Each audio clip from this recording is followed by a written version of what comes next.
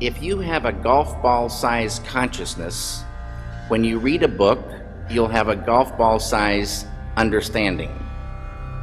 When you look out, a golf ball size awareness. And when you wake up in the morning, a golf ball size wakefulness.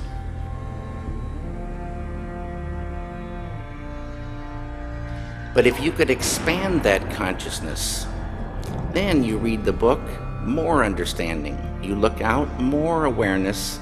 And when you wake up, more wakefulness. It's consciousness. And there's an ocean of pure, vibrant consciousness inside each one of us. And it's right at the source and base of mind, right at the source of thought, and it's also at the source of all matter.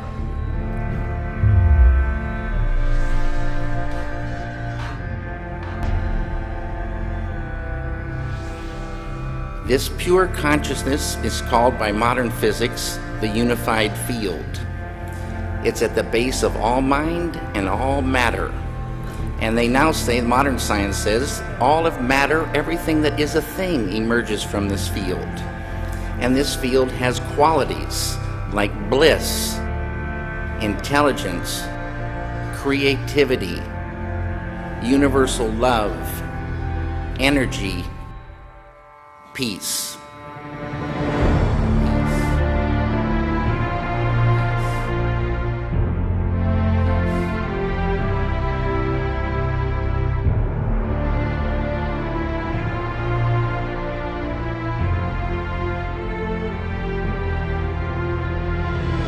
The source of thought, the source of mind, the source of matter, all ideas come from this field.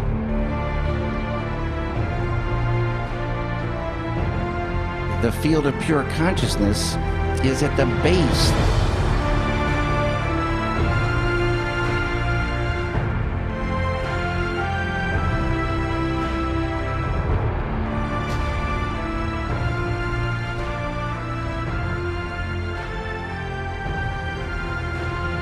When you experience it, you enliven it, you unfold it, and it starts to grow. Consciousness grows. So beautiful.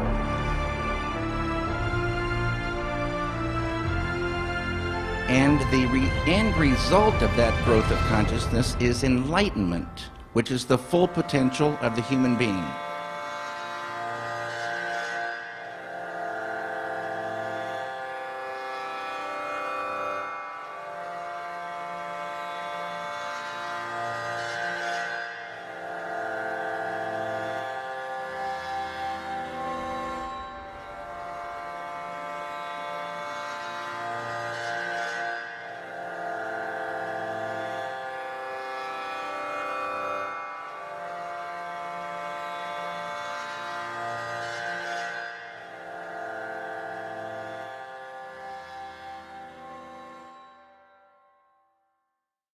We share with every sentient being a non-local consciousness.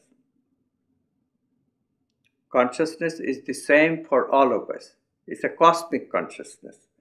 This cosmic nature of consciousness implies that I should, not only should, I have an imperative to be good to my fellow sentient beings because we are one.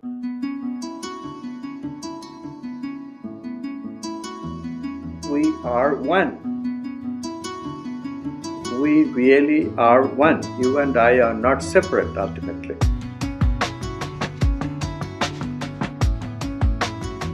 What is consciousness? What is consciousness? What is consciousness? Where does it come from? Where does it come from? Life is fundamentally one. At the basis of all life's diversity, there is unity. At our basis, you and I are one. And that unity, at the basis of mind and matter, is consciousness, universal consciousness.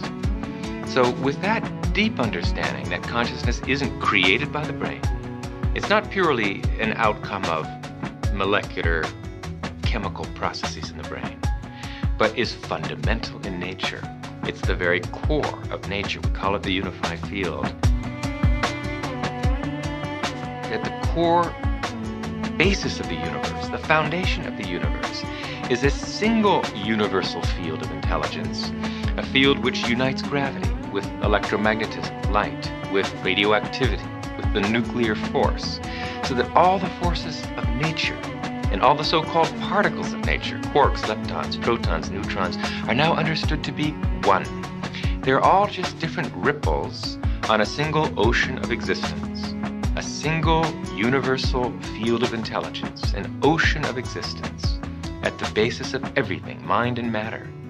And all the so-called particles of the universe, the forces in our universe, everything in the universe are just ripples on that ocean of existence. That's the unified field. And that field is a non-material field. It is ultimately the field of consciousness. The field of consciousness. The deeper you go in the structure of natural law, the less material, the less inert, the less dead the universe is, the more alive, the more conscious the universe becomes. Then when you get to the foundation of the universe, the unified field or superstrength field, it's simply a field of pure being, pure intelligence.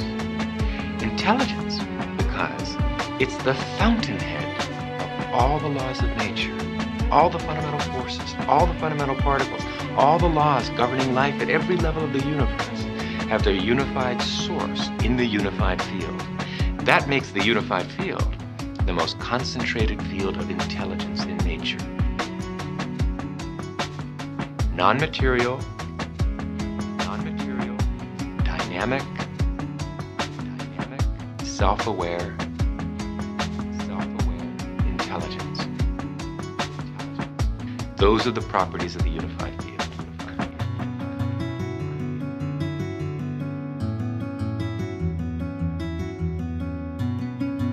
And that field is a non-material field.